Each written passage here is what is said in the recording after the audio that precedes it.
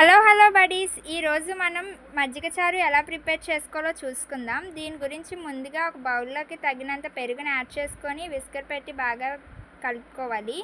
ఇందులోకి తగినంత ఉప్పుని యాడ్ చేసుకొని మళ్ళీ బాగా కొంచెం క్రీమీ టెక్స్చర్ వచ్చినంత వరకు బాగా మిక్స్ చేసుకోవాలి. నెక్స్ట్ ఇప్పుడు మనం దీనికి కావాల్సిన తాలింపు సామాన్లు చూసుకుందాము. కొంచెం పోపులు, అలాగే కొంచెం జీలకర్ర, 2 వెల్లుల్లిపాయలు దంచుకొని పెట్టుకోవాలి. అలాగే కరివేపాకు, ఇంకా ఎండుమిరపకాయలు, ఉల్లిపాయలు కూడా తీసుకుందాం. ఇప్పుడు స్టవ్ ఆన్ చేసుకొని ప్యాన్ పెట్టుకొని అందులోకి తగినంత ఆయిల్ యాడ్ చేసుకోవాలి. మనం ముందుగా తీసుకున్న పోపు సామాన్లన్నీ కూడా ఇందులో వేసుకొని బాగా వేపుకోవాలి. ఇవి బాగా వేపుకున్న తర్వాత ఇందులోకి తగినంత పసుపుని యాడ్ చేసుకుందాం. ఇవన్నీ కూడా బాగా వేగినంత వరకు చక్కగా మనం వేపుకోవాలి.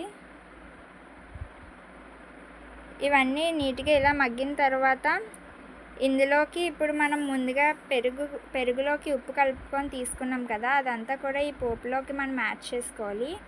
నెక్స్ట్ కొంచెం మరిగిన తర్వాత బాగా కలుపుకొని స్టవ్ ఆఫ్ చేసుకుంటే మన మజ్జిగ చారు రెడీ.